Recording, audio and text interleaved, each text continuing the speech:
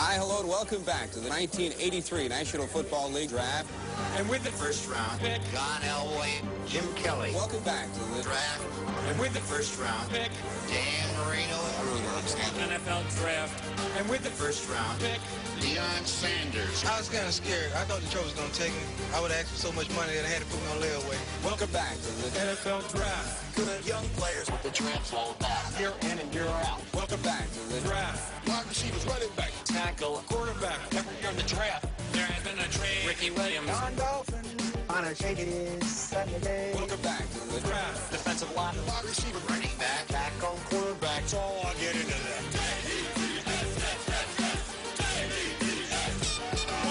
Prime time looks like you're wearing your signing bonus. No more sales. Welcome back to the NFL draft. And with the first round pick, Eric Dickerson. Reggie Bush. Welcome back to the Draft. And with the Prime time. pick, Keyshawn Johnson. Are we ready? And with the first round pick, Randy Moss. I'm a pig now. I'm a Viking now. and with the first round pick,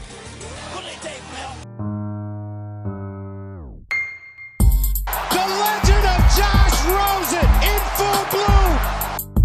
He runs at the 50. He runs at the 40. The guy is drunk, but there he goes. Looks down that gun barrel, makes great throws. Denzel Ward. You got barbecue back there? Woo! What a hit. Bradley Chubb is an elite pass rusher. Mayfield winds up down the field. Hollywood! Who is this kid? The Wizard. He sprints on the practice field, Look at this freshman. flying under the radar, but he can spin it. I think it's a typical Colt move. Oh, what a catch! Barkley with a burst. Barkley down the sideline. Saquon Barkley. That was the most exciting thing to happen tonight. Back at it in the booth, spitting more draft fire. I got a special guest in the house with me. He's one of my favorites. He always brings the heat with the NFL draft buzz and rumors going on. And he just spit out a phenomenal first-round mock draft with plenty of surprises. It's Eric Galko. Follow on Twitter at Optimum Scouting. Check out all his work on sportingnews.com. Eric, are you feeling the heat here? Are you starting to get excited? Yeah, I think right now there's certainly stuff happening at top of the draft too, but I think a lot of teams are finalizing who might fall and who the guys they really want to come away with. And I think people forget sometimes that the draft is 7 rounds, and this is, for some teams, between 7 to 10 jobs they're giving to new people. So I think a lot of teams are just as excited for rounds 3, 4, and 5 as they are in round 1, but certainly at the top of the draft and certainly the quarterbacks are all the discussion right now. I can't wait to pick your brain a little bit more in depth about some of the rumors that you're starting to hear. You're obviously connected in the pipeline as far as that goes. You had a bunch of great predictions hit true last year and the years prior. Every time I get you on, you certainly bring some surprises to the table. But before we get into that, you mentioned these teams. Their draft boards, would you say, Eric, are settled and set in stone by now, just 9 days left? Is there any type of moving or shaking with any of these draft boards itself, would you think? And if so, what are they kind of doing their due diligence on, or second and triple checking a lot of this stuff when it comes to a lot of these player evaluations? Or at this point, are their draft boards set in stone, or they're just trying to find out where some of these guys may end up going? Yeah, I think that the later part you there said is important. They're trying to get a good feel for, all right, we've got a lot of our kind of grades done, but where do other teams have these guys? How can we strategize to get, teams want to have 7 to 8 guys drafted that all have top 4 round grades or above. So trying to figure out, if we take this guy here, will this guy still be down there, and so on and so forth. But a big reason why NFL teams really appreciate how long the draft process is, and certainly some people don't appreciate how long it is, especially in the media and agents, and like, hey, this should be done 2-3 months ago. But it really gives a chance for scouts to do their job and to do a great job. But all the resources they have, from film to all-star games to the combine to pro days, it allows scouts to get all that information in there. But then the coaching staff gets to come in and kind of evaluate these guys too, and they get handpicked guys. Hey, here are the 10 receivers we might take. Receiver coach, go watch these guys again. So that's what these pre-draft meetings are. It's getting the area scout, the directors of scouting, the GM, then the head coach and the coaching staff, and then on downward, all on board with who they might take. And most teams have about 80 to 150 guys, depending on the team, that they're looking at considerably and considering for their board. And, most teams have a wish list, about 25, 30 guys they want to end up with. And so they have backup plans and so on and so forth. But all these draft meetings are really about honing that down. And hey, for example, Optimum Scouting works with people in the industry, and it's our job to narrow down the 10,000 seniors, juniors, redshirt sophomores down to as much of the NFL draft prospects that we can. And NFL teams do the same thing right now. They're trying to whittle this list down to as small of a number and as small of a strike zone as they can hit. So coaching staffs being a part of it, of what teams are really doing right now in April. You mentioned it, Eric, again, on Twitter at Optimum Scouting. You mentioned it that you guys work with some coaches as well. And when you think about everybody in play, right, from top to bottom, front office, GMs, scouts, coaches, offense, defensive coordinators, you know, I remember you said something to me that I'll never forget about a month ago, last time you were on. You said, Luke, this is a crazy quarterback class, and this could go either way. And I said, well, you know, what do you mean? And you go, well, all four of these quarterbacks could be legitimate starters and potential Pro Bowl kind of guys in 5 years, or all of them could be on their way out of the league already. I mean, it's that much of a crapshoot with these guys this year, and I'll argue that it's not their actual talent that's going to decipher some of this stuff, Eric, but it's their actual landing spot, their teammates and talent surrounding these guys, and most importantly, I'm starting to really discover on my own that it's their offensive coordinator calling the shots. Which one attracts their offense to the specific quarterback skill set, and which one kind of forces this new quarterback to learn a new system entirely, getting them too far out of their comfort zone. So I'm going to ask you this, you know, of the offensive coordinators inside the top five, do you think has the right playbook, the pedigree, the history, the developmental skills to get the job done? Because when I look at Jeremy Bates for the New York Jets, you know, I look at the job he did with Jay Cutler back in the day, was at 07, 08, 09-ish, the way he wants to cut the field in half, have his quarterback roll out and hit all the intermediate and the deep spots. That screams, you know, what we know, Baker Mayfield, or maybe even Josh Allen with his ability to roll out of the pocket. What is your gut saying with these offensive coordinators inside the top five? Do you feel the best with that's going to get a new quarterback to develop? Yeah, and first thing before I kind of tag on that is you know, I think I mentioned this before on Twitter, and I'll say it again here. I think it's really important that some people kind of lose this perspective a little bit. But there's scouting, right? Area scouts, right. GMs who come from the scouting background, evaluating players. And then there's coach scouting. And keep in mind how the process works. Area scouts, GMs are spending all the time evaluating these players. And once they are picked, the GM can't do anything with them. They're all the coaches now, right? And once these guys are drafted, they go to training camp. The GM can encourage them, can give them other teammate support, especially for quarterbacks.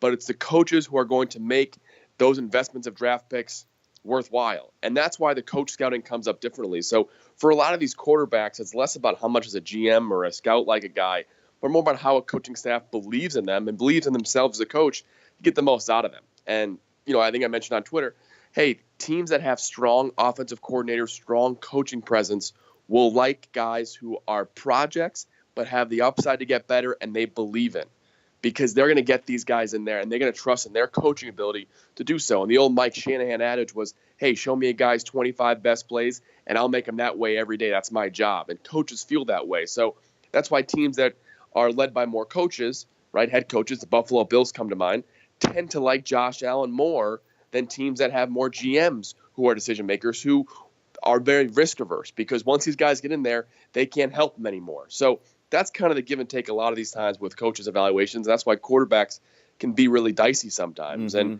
sometimes it works out for the better. Keep in mind, Bill O'Brien didn't really want Deshaun Watson in the draft a year ago, but that's worked out so well too. So there's really reasons to have both sides of the coin here. But, you know, I think the Josh Allen fit in Buffalo is intriguing. I think if they can trust A.J. McCarron enough, that offense is built to kind of make up for Josh Allen's lack of accuracy in some ways. You know, having LaShawn McCoy to work out of the backfield and give him a nice option on the interior. Playing in cold weather is always going to make inaccurate quarterbacks have a little more room for error because receivers and defensive backs can't be as fast. And generally, if not moving as fast, you can maybe adjust the passes a little more. So I do like the Josh Allen fit. I know cold weather thing seems obvious, but, you know, for Buffalo, you're playing in cold weather outdoors, November and December. That's really important to consider, and Buffalo is considering that too. And I think the real question is going to be, you mentioned Jeremy Bates and Baker Mayfield. That's a spot that you can pretty much put that in pen. That's going to happen on draft day. I don't mean to spoil the first three picks, but that's going to be one of them, it seems like, unless something very, very surprising happens at picks 1 and 2. But I think the more importantly, the Jets personnel fits what Baker Mayfield can do best. And Baker Mayfield thrived at Oklahoma, not necessarily because of one or two outstanding receivers and running backs, but a lot of depth of guys who know their role. And the Jets don't have a feature receiver I love, don't have a running back that's going to be devastating, but they have a lot of depth at those two spots. A lot of unique receivers, Jermaine Kearse, Robbie Anderson. They're going to add another one in the first 3 rounds of this draft when they can with their second-round picks given up. They have running back stable of guys. They have offensive linemen who they're going to keep building there too. And I think that's what I'm most excited about Baker Mayfield fitting there, because he can step in day one. I think he'll be the quarterback for week 1 for the New York Jets, and he'll have a chance to be creative but also have a supporting cast that doesn't have a star, but he can make the most of. Eric, that's why we love you. Busting out our pens, putting away the pencils, because, again, you seem to be tapped in and, again, have very good batting percentage when it comes to predicting some of this hot stuff inside the top 10. And you mentioned, hey, I don't want to spoil it, number 3 is going to be Baker. What's your gut say about number 1 and 2? Just lay it on us. Do the Giants think Saquon Barkley is the guy to help Eli Manning these next 4 or 5 years? Or Dave Gettleman clearly has a history and has hit on quite a few of these guys, loading up the defensive line. He loves that bread and butter with Bradley Chubb. What's your gut say with that number 2 pick with the Giants? Yeah, I think number 1 overall, I still believe until I personally hear otherwise that it'll be Sam Darnold. I think he's the best quarterback in this draft class. I think the Cleveland Browns in some ways are really considering Josh Allen. I don't think it's totally done that it's Sam Darnold yet, but I think part of this is posturing. They know the Buffalo Bills are offering a lot of picks for the number 2 overall pick, and then Cleveland says, you know what, how much more can you sweeten it to get the first overall pick? But I still, until I hear otherwise myself, I believe it'll be Sam Darnold. But that could change. People I respect in the industry feel that Josh Allen's very much a play, the number 1 overall pick, and that's certainly a somewhat possibility. But number 2, Dave Gettleman is stubborn. He doesn't like trading picks. He's never had a history of trading down in the draft. We saw a year ago many teams wanted to move up in round 1 last year, and he stayed put at 8 overall in Carolina and took a running back with great pass-catching ability in Christian McCaffrey. Now in New York, he's got a chance to draft a new face of the New York Giants offense who happens to be a running back and similarly happens to be trading down many great offers, especially from the Buffalo Bills, to get the number 2 overall pick. And I think what it's going to come down to is Gettleman doesn't want to trade that pick. He'll take Saquon Barkley, but the Buffalo Bills are willing to offer more than 3 first-round picks. There are 2 this year and 1 next year, willing to offer another second-round pick or 2 second-round picks or another first-round pick. That may get this deal done. So I think for the Giants, Dave Gettleman has proven that he will stay put and ignore great trade offers because he likes his running back, gives him a lot of leverage right now. And a team like Buffalo, who really wants to lead this draft class with the quarterback of the future, they've banked everything on their draft strategy to do so. They know they have they're at a point of weakness right now too. So my gut says Dave Gettleman stays put at 2, and he doesn't make the trade, and the Bills have to trade to number 4 overall to get the quarterback they want. But I think right now it's Darnold, Barkley, Baker Mayfield, and the draft starts at 4. Dave, don't be crazy, man. If the Bills are offering 4 first-round picks, pull the trigger, man. I know he's got that old-school philosophy, but 4 first-round picks would just be insanity. And really, you're only moving down. I know 2 to 12, a lot's going to happen, but my goodness, with all that ammo, you can still find a great running back later on. I know you're high on Ronald Jones, who you mentioned could go top 25. There's plenty of other guys, Darius Guice, Sony Michel, Nick Chubb. We all know them, but I certainly think that would have to be too good to pass up on, despite, again, his stubborn ways. So you talked about a king's ransom there. Let's say he does stay put. What do the Bills have to give up then to move to number 4? We know what they're willing to give up. We saw the Rams haul in 3 first-round picks the year they just moved spots with the Redskins to get RG3. What do you think ultimately? We're talking number 12. We're talking, number 21 or 22? And they have 2 seconds this year. Ultimately, what do you think's the price tag for the Bills to jump up to 4 with the Cleveland Browns? Yeah, I think that's the question here, too, when you kind of read some of the tea leaves and what's coming out in the media about maybe the Bills, and everyone knows that Josh Allen won't be the first overall pick. Mm-hmm. The Bills know they can go to 4th overall to get Josh Allen because, hey, now there's rumors of the Browns taking 2 quarterbacks. One could argue that might be Sam Darnold at 1 and then Josh Allen at 4 to kind of encourage the Buffalo Bills to, work him out a little bit. The New York Giants just had a private workout with Josh Allen. So a lot of posturing going on here. But I think if I had to speculate right now, the 4th overall pick will be Josh Allen, likely to the Buffalo Bills. And I think it'd be a perfect fit to trade 12 and 22 overall, along with maybe a second-round pick, and why not that Tyrod Taylor pick they just got from Cleveland, trade it back to Cleveland and make the trade kind of full circle here. And I think that makes sense, right? You look back in a couple of years and say, hey, they traded 2 first-round picks, a second, and Tyrod Taylor for the quarterback of the future. That seems pretty fitting in a lot of ways. So I think that's what Buffalo plans on doing. They're trying to figure out a little bit too and kind of call people's bluff a little bit. But, history points to the Browns taking the best quarterback in this class, Sam Darnold, the Giants, and Dave Gettleman staying put, and the Bills giving up both first-round picks to move up for a quarterback at number 4 overall. And, John Dorsey and the Cleveland Browns love Saquon Barkley. I think if he's there at 4 for whatever reason, they'll be excited to take him and they'll jump at the chance to. But if he's not, I think they'll move on from the pick and try to get 2 or 3 picks, 2, 3 first-round picks. And hey, the Cleveland Browns want as many first-rounders as they can.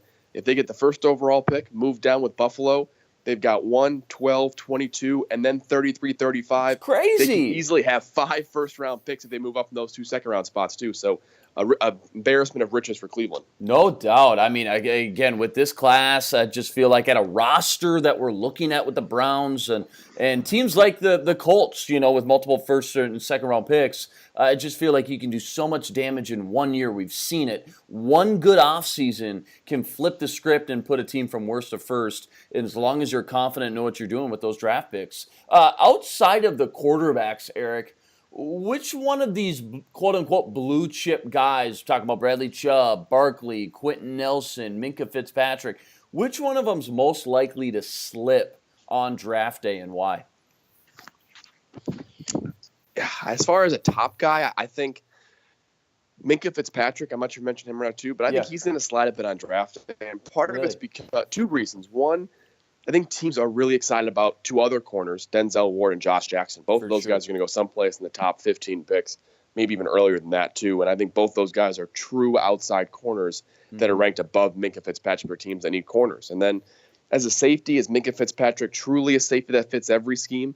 Is he kind of a hybrid guy? And I think teams are kind of figuring that out right now, is saying, hey, how much is he worth if he's not a true outside corner? Right. He's probably a decent safety for us who can make some plays, but also has got some liabilities. And he could be a great nickel corner, but how much is that worth? So I think for a guy who's gotten such rave reviews from Nick Saban and that entire coaching staff, which means a lot to NFL teams, and for a guy who's made so many plays, up for a Heisman Trophy as a defender this year, reminds of Tyrann Mathieu, it's hard to see a spot for him in the top 10, 12, even top 14 picks.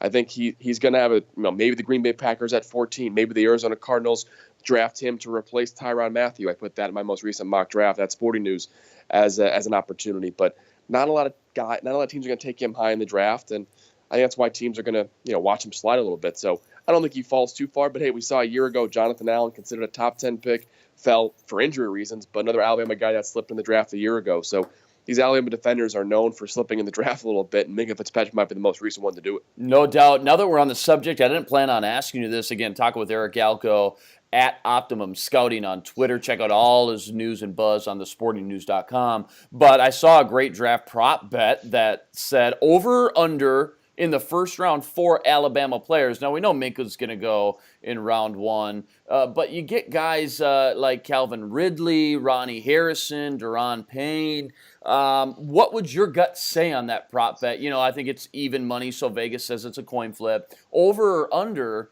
4 Alabama players going in the first round when it's all said and done? Yeah, I'd probably take the under there, and I feel pretty decent. At least I'm going to push. Yeah.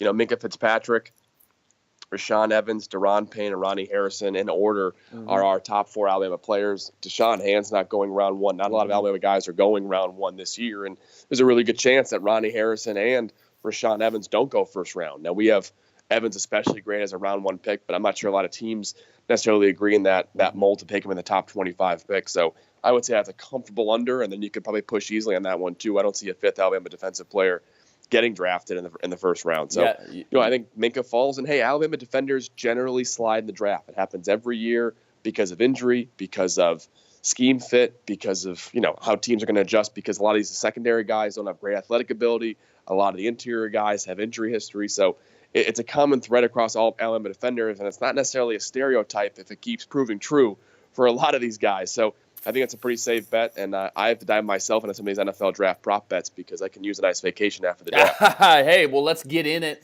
together and let's get after it. Clearly, again, you are in the know, my man. Eric Galko at Optimum Scouting on Twitter. Hey, the Broncos, were the team tied to Kirk Cousins sweepstakes right away. We're talking months ago when the offseason started, and then a quarterback in play. Now they signed Case Keenum, and all the media I'm reading and seeing says, you know what, Elway's content with Keenum. He just wants to surround him now with some talent, maybe a Quentin Nelson or maybe a defender like Bradley Chubb. So, what has to happen? Who has to be there? Which quarterback has to be there for John Elway to say, whoa, let's just go get our guy right now sitting there at 5 and let him sit for a year? Which quarterback do you think Elway's kind of in love with and enamored with that would make him pull the trigger at 5? Or is that all smokescreen anyways? Do you still think Elway's in play with this number 5 pick for a quarterback?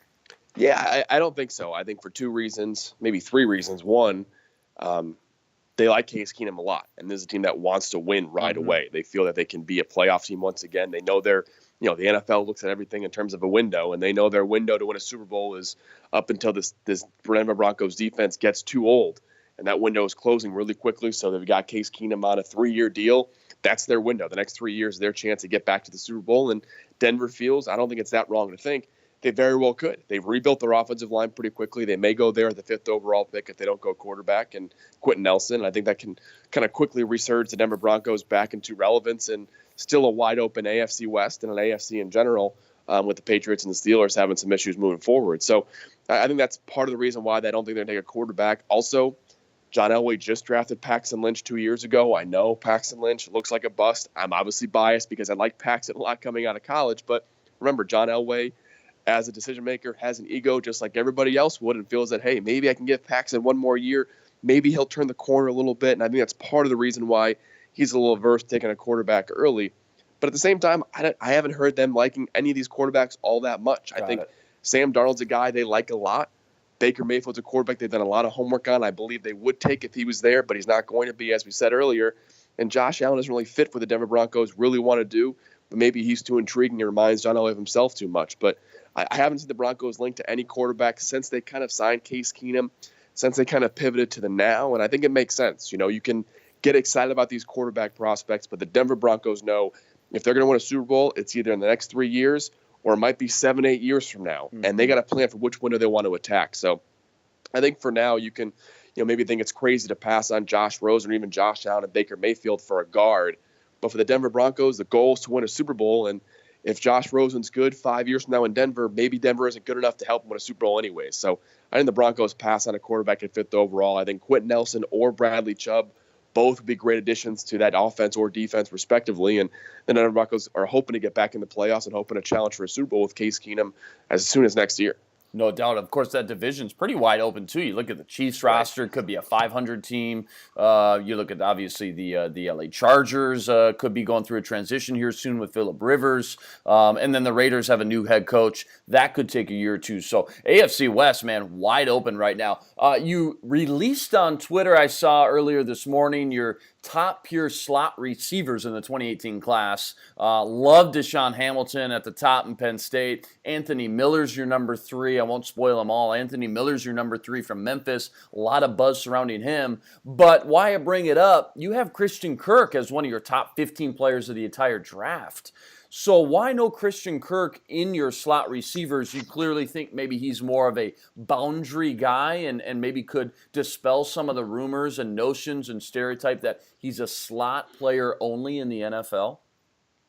Right. And I think that's kind of the idea here is he's more than just a slot receiver. He's one of our top-rated players in the entire draft class. And I think what's exciting about Kirk is his overall body control as he moves throughout his route. And his ability to play on the perimeter, catch, finish, and work upfield naturally to extend away from his body and work along the sideline. These are really unique skills, and not a lot of receivers have the composure to really do at the NFL level. That's why we like Christian Kirk quite a bit, and certainly he could play the slot. DJ Moore could play the slot of Maryland. And Calvin Ridley could be a proficient slot receiver if he needed to be too, but those slot rankings are really for guys that are being evaluated by teams as pure slot receivers. And, Christian Kirk, I believe, is likely to go someplace in the top 40 picks. Teams that can take a slot receiver only in the top 40 picks of the draft. So certainly Christian Kirk, if he was considered a slot receiver, probably be the first one there listed. But I think he's a really talented guy that teams in the back end of round one, the Jacksonville Jaguars in particular, may take a liking to Christian Kirk in the first round. But really is a good slot receiver class. I think Deshaun Hamilton is going to be maybe a late second, early third round pick, and just a safe, reliable guy who he's a classic example of a guy who used the All-Star games to show something on film at the All-Star games that he couldn't at Penn State. At Penn State, he worked in the slot, but with Trace McSorley as his quarterback, a lot of jump balls, a lot of kind of vertical routes. That isn't really what slot receivers do. Goes to the Shrine Game, goes to the Senior Bowl, shows he's a tremendous route runner and a patient guy throughout his routes and be successful in getting separation. So I think he's an exciting slot guy that teams are on board with. And, slot receivers end up getting drafted somewhere, generally where the guards go in the NFL draft, that late second, early third round area, except for special players. And I think that's where Deshaun Hamilton goes. Yeah, no doubt. You look at a guy like Cooper Kupp, Eastern Washington last year, dominated, obviously, once he finally got into the league and got going a little bit. Third round range for sure seems about right in the sweet spot for those guys. And that's why I'm wondering and curious about Kirk, because, again, it seems like how high, even if I do think he's a slot guy, how high can I really use an early pick on a guy like that? We saw Philip Dorsett, late round one, never really panned out, but a speedster, should have been more of a slot guy. Maybe wasn't used properly. Maybe it was just too high of a pick. But Christian Kirk, you nailed it in the fact that he's one of your top 15 players, which might surprise some people, but certainly you guys have done your homework and due diligence. And when you flip on the tape, not only explosive, but a great special teams player as well, which some people just might be the cherry on top for him to go in those top 40 picks. Eric, I don't know, you got a lot going on right now, and there's a lot that you could decipher from this question, but just give me the first thing that comes to your mind when I ask you, what's going to be the big shocker as our heads hit the pillow the night of round one? What everybody going to be talking about when teams, what team's going to make that big splash? And who do you think that guy is ultimately that ends up being drafted a little bit higher than people think? Yeah, I think that the two surprises on draft day after round one we'll look back at, I can't believe X team stole Josh Rosen by moving up to the 9th overall pick. I think that's going to happen. I think the 9th overall spot is where I keep going just because the Niners, of all the teams in the top 10, 11 picks, are most willing to trade down. And a team's going to fight for Josh Rosen pretty quickly after he falls past 5. And that could be, well, my mock draft, I picked a team in there. I'll let people read that one at Sporting News and see who I think is going to go up there and get him. But then also Lamar Jackson. He's got 3 or 4 teams in mind that really like him. The New Orleans Saints are the team that if I was a betting man, I would bet on them moving up to get him. After a year ago, they try to get Pat Mahomes and stay put and be patient, and he goes a pick before them. And the Saints learn that lesson, and maybe they go up and get their guy and somewhere in maybe the Green Bay Packers area. The Arizona Cardinals like Lamar Jackson too. So those are the 2 storylines I think will dominate the discussion afterwards. But I think 2 guys that I know a couple teams are wondering, maybe planning on being available after the first round that I think a lot of people are expecting to be first round picks.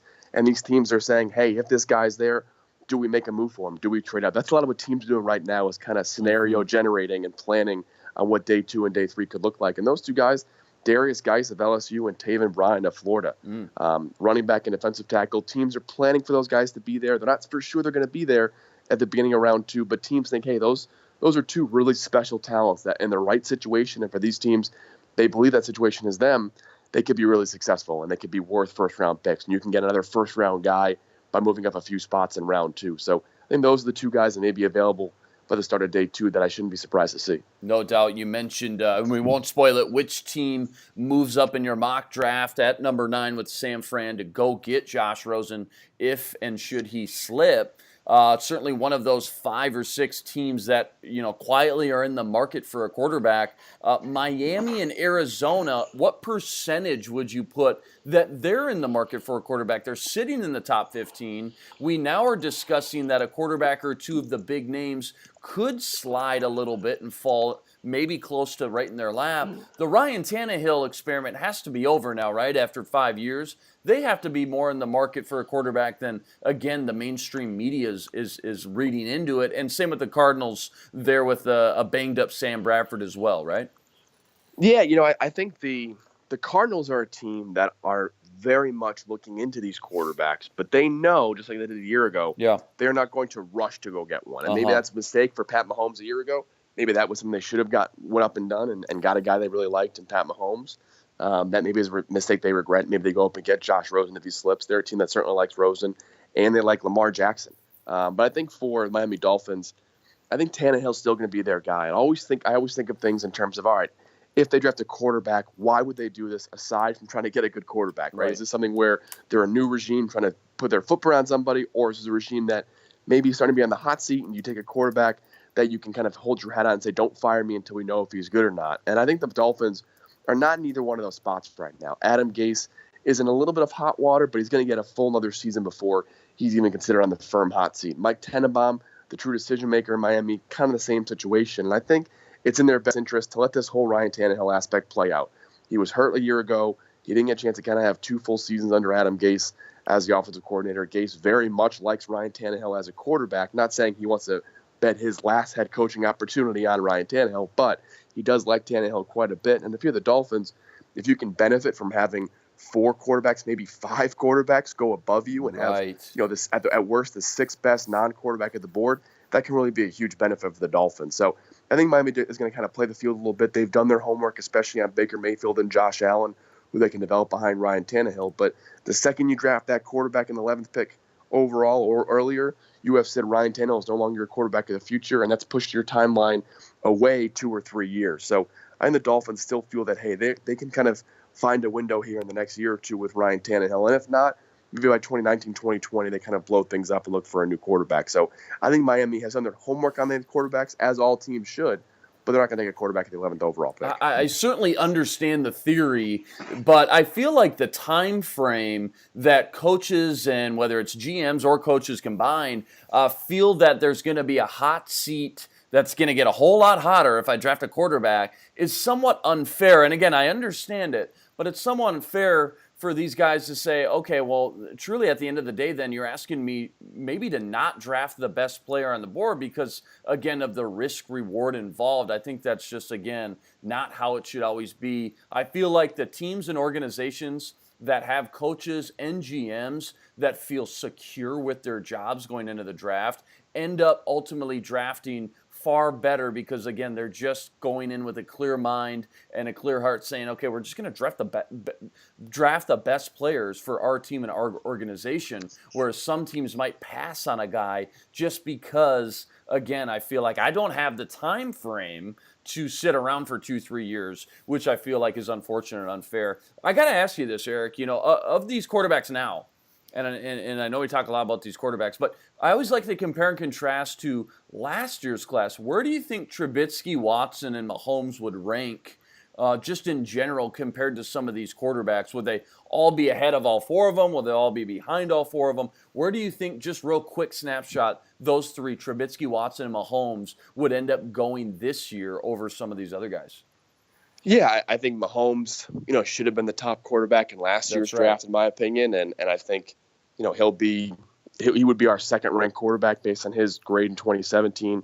Coming in this draft class, he'd be just behind Sam Darnold. And Darnold's a really special quarterback prospect. He's got one of our highest grades since Jameis Winston, Marcus Mariota, and I think, Pat Mahomes was just a notch below them too. So I think Darnold and Mahomes be 1 and 2, but. Baker Mayfield right there to be probably our 3rd quarterback between the two draft classes, and then Josh Rosen in the same spot as Deshaun Watson was. And I think Mitch Trubisky kind of down there a little bit below even Lamar Jackson and my boy Mike White and Kyle Aletta, Western Kentucky and Richmond. So I think that's kind of how the draft class would play out for us too. But, really last 2 years, Darnold and Mahomes, I believe, are not only have tremendous upside and for more reasons than just arm talent, but also because they're mentally there, they just need some time. They're actually very similar in terms of what they need. Some quarterbacks need to play right away and kind of learn on the fly and make mistakes and get better. I think Baker Mayfield and Josh Allen are those type of quarterbacks. But for Pat Mahomes and Sam Darnold, it's all there mentally. It's all there physically. They just need kind of some mental reps and take a step back a little bit and not rush through things, and they'll be great quarterbacks. So I think for the John Dorsey in Kansas City took Pat Mahomes, sat him for the whole year. He's going to be a great quarterback next year. I think John Dorsey takes Sam Darnold, sits him for the whole year, and then 2019 he becomes a great quarterback as well. Love it. Couple more quickies to close with Eric Galko on Twitter at Optimum Scouting. Check out his new mock draft and top 100 player rankings on sportingnews.com. Last time I had you on about a month ago, you mentioned Boston College's cornerback Isaac Yiadom. who's another one of those smaller name guys people just don't know a ton about that you feel in your rankings? And again, we can check out all your rankings, as I mentioned, on sportingnews.com. But who's one of these guys like a Isaac Yiadom that people should start to wake up on a little bit, or not be so surprised in 5 years if they're one of the better players from this draft class? Yeah, I'm checking our rankings right now. I think the one guy in particular that even I think we may have been a little too low on, because I liked him so much coming into the year, and he was impressive all season long. Just a couple other minor measurable issues that maybe some concerned teams have. But Jannard Avery of Memphis, a really explosive linebacker. I know one NFL team that gave him a preseason late first-round grade. Oh, wow. I'm not sure if that kept up, but I know that's a guy that a lot of teams like quite a bit. And I'm not saying he's going to go in round 1. He's probably going to go no earlier than late round 2, early round 3, maybe even a day 3 pick too. But a really explosive guy. I know one team, the team that had a late first-round grade on him, compared him to a smaller, shorter version of Khalil Mack as in terms of being a true linebacker. Ooh. So that's obviously high praise for a guy like Jannard Avery. But we have him graded as a mid to early third-round pick. I think at some place he might end up going. But he's a really good player. I'm not sure if he's going to fit every defense, but he can play in nickel settings. He can play in 4-3. He could be a 3-4 inside guy if you have a good defensive line in front of him. So I think he fits in a couple spots, not perfectly everywhere, but can play for multiple teams. Is Antonio Callaway going to get drafted, or is this off-the-field stuff just too much for some teams? If so, is he have to be kind of that day 3 type of situation we saw with the Chiefs? I'm blanking on the name. I'm sorry. The ultimate dynamic receiver. Tyreek Hill. Is he kind of that Tyreek Hill type of situation? Yeah, I think he. Last year the Cleveland Browns took Caleb Brantley with a major off-the-field issue. Right. Eventually proven right at the last second too. That came out. Yeah, and it wasn't true that it came out. Caleb Brantley, he was eventually found innocent, or I'm maybe butchering the story there a little bit, but certainly for Callaway, it's a huge concern, and teams are. Teams have learned that you can be okay with character issues. The media will get over it as long as the player is okay. And even if they're not okay, only a couple people in your local area will beat you up over it. And hey, I know the Kansas City Chiefs took Tyreek Hill. I know people in Kansas City. I have great respect for the organization. But at the time, in my research with Tyreek Hill and speaking with Tyreek Hill, I thought it was an atrocious pick because he was not a great person, did something pretty terrible. But he gets to Kansas City. They do a great job of putting great people around him, and I talk to people that are there, and they feel that he's matured. He's gotten better as a person. He is not an issue at all. He's kept his head down. He's worked hard, and hopefully that keeps up, and maybe he deserved a second chance after what happened. So I think no matter how much you want to crush these guys for character, and you absolutely should, because sometimes when they do things terrible, they shouldn't be necessarily immediately forgiven and look at football only. But I think for a lot of teams, you realize, hey, I'll take the small PR push to get a guy like Antonio Callaway. So do I think he gets drafted? I think he absolutely does. I think he finds someplace on, day 3 of the draft, and probably more of, if I had to guess, probably more of a smaller market team like Kansas City or like Cleveland that doesn't have a major news station base there. But for sure. I think at the end of the day, he's a draft pick. He's just too talented. The teams are willing to kind of bite the bullet on his character issues. So talented. You look at the body of work, special teams, receiver, the ultimate weapon that certainly, again, without the off-the-field stuff, clear-cut first-round, top 32 player. Can you speak at all to another situation, a player with the same situation, Florida State linebacker Matthew Thomas? We don't know a ton about why the off-the-field stuff is what it is. There's not a ton of details on it, but when you look at the player as a draftable grade, he certainly seems like a top 150 player. When he was on the field, he led the Florida State Seminoles in tackles, so that should give people listening an idea of how talented he can and will be. Matthew Thomas, though, do you have any steam or buzz or anything you can tell us about maybe his situation and if he as well could be a draftable guy? Yeah, he's a former 5-star recruit and went to Miami, I believe it was, and then transferred to Florida State after. He had some issues there too, but really talented. I think he hasn't grown into the type of player that I expected, or maybe NFL teams expected as well, because he's athletically gifted. He's built thick for a guy with that much range and that much explosive ability, but just still very undisciplined, still makes a lot of mistakes in terms of reading his keys, and that's a concern. You can flash those kind of abilities as a linebacker, but linebacker, especially not a pass rusher in particular, is more of a preventing position. And you could have 40 good plays, but if you have 3 or 4 really bad plays, you're out of a job at linebacker. So I think for as gifted athletically as he is, there's a reason that he wasn't as dominant when he really counted for Florida State, why he only really got stats this past year. as opposed to in years past when the team was a little better and needed him to rely on him for more bigger play opportunities. So that's why for linebackers, especially, tackles don't necessarily mean that much in the evaluation. It's more about the plays you allow more than the plays you make. I think for Matthew Thomas, he didn't make enough of those plays to make a difference. But I think he's too athletically gifted. And, again, a former 5-star recruit with that much talent, he's not going to go undrafted. But for a guy, I thought, hey, this guy might not be a second-round pick when it's all said and done preseason. He didn't really get a chance to kind of thrive in that opportunity. I think he'll go someplace on mid to early day 3. I'm only going to ask you this because, again, you are in touch and in the know with not only the players, the evaluations, but, again, some steam about really where some teams are going to maybe draft a specific guy. So I'll ask you this. Outside of the top 5, what's the one player and team connection or marriage that you feel best about kind of predicting on draft day? Outside the top 5 overall picks? Yeah, outside the top 5. I mean, it could be, I'll give you, the Colts, and no way the Colts don't take Bradley Chubb if he's there. Quentin Nelson, if he's there at 7, everything I'm hearing, there's no way the Bucs don't pull the trigger on Nelson at 7. Somewhere in the top 5. Yeah, I think the Dallas Cowboys at 19 with Cortland Sutton. I'll be surprised if that doesn't happen. Okay. I think if they don't take Lamar Jackson, the Arizona Cardinals will take Josh Jackson, cornerback from Iowa. I think that's a real possibility, a real strong possibility, if you know what I mean. Yeah, absolutely. I think Darius Geis, the Eagles, is very much in play. I'm not sure it's for certain, but they're going to really consider him if he does fall at 32. And as I mentioned earlier, I think he very well could. Those ones that come to mind immediately as far as team fits in particular. And then I think the back end of round 1 is going to be ripe for teams in the beginning of round 2. The Browns, 33-35, moving up for maybe a running back if they don't get Saquon Barkley like Geis or Ronald Jones, or New England Patriots moving up drastically in round 1 to get a quarterback. Those are the type of things that can really shake out the back end that, as much as I feel confident right now, doesn't seem very likely. But, I think a lot of these teams at the top of round 1 will look to trade back up into round 1 if they go with an altered strategy, because these quarterbacks are still very unpredictable where they're going to go.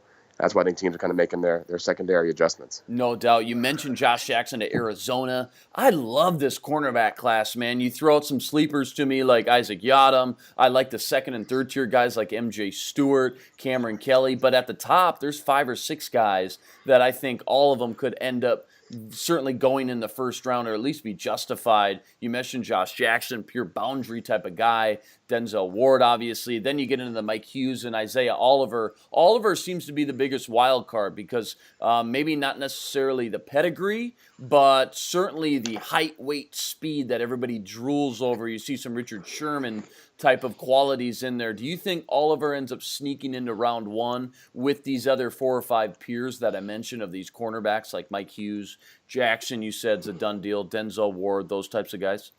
Yeah, I mean, Mike Hughes won't be a first-round pick. He'll go someplace on late day 2, mid to late day 2. I think just off-field issues are going to keep him out of round 1. But I think Isaac Oliver is going to be someplace in the top 45 picks. And generally, the sweet spot for defensive backs and offensive linemen is 25 to 45 in the NFL draft every year. So I think he goes someplace in that spot too. But teams like him a lot. I think he won't go earlier than the mid to late 20s in round 1. But I think more likely he's a guy that teams covet early round 2. No doubt. You had Brian O'Neill in the mock draft. Not going to spoil where he ended up going, but certainly that tackle class thins off real quick. Check out this awesome mock on sportingnews.com. Again, talking with Eric Galko at Optimum Scouting. O'Neill may shock some people a little bit going in that first round after McGlinchey and Connor Williams. We know Orlando Brown's going to fall a little bit. Colton Millers are in there. But O'Neill certainly could sneak his way into the first round like you have in your mock. But how about one defensive player outside of, the clear-cut stereotypical guys, even past the Taven Bryans that you mentioned? Who's one defensive player that people shouldn't be surprised now if he ends up going in the first round, kind of like that Brian O'Neill that you had?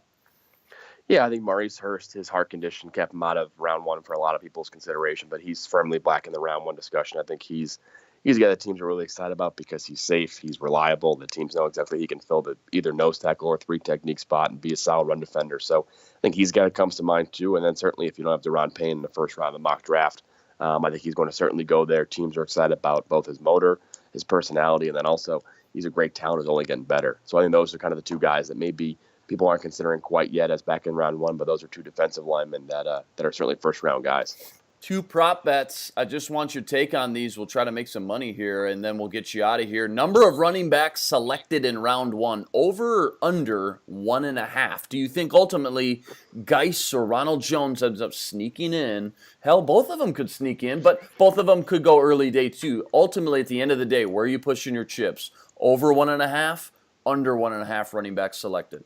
Yeah, I'd say over. I feel comfortable that it's going to be over. And if it's not Geis, who I think is still probably a 50-50 shot, he goes round 1, I think a team might move up in round 1 to get Ronald Jones. So I would say 50-50 shot, but I'd go the over on 1.5 running backs. No doubt. I think most people would agree with you. Too much talent with those 2 names that you mentioned not to go at least in those top 35 picks. Number of receivers selected in round 1.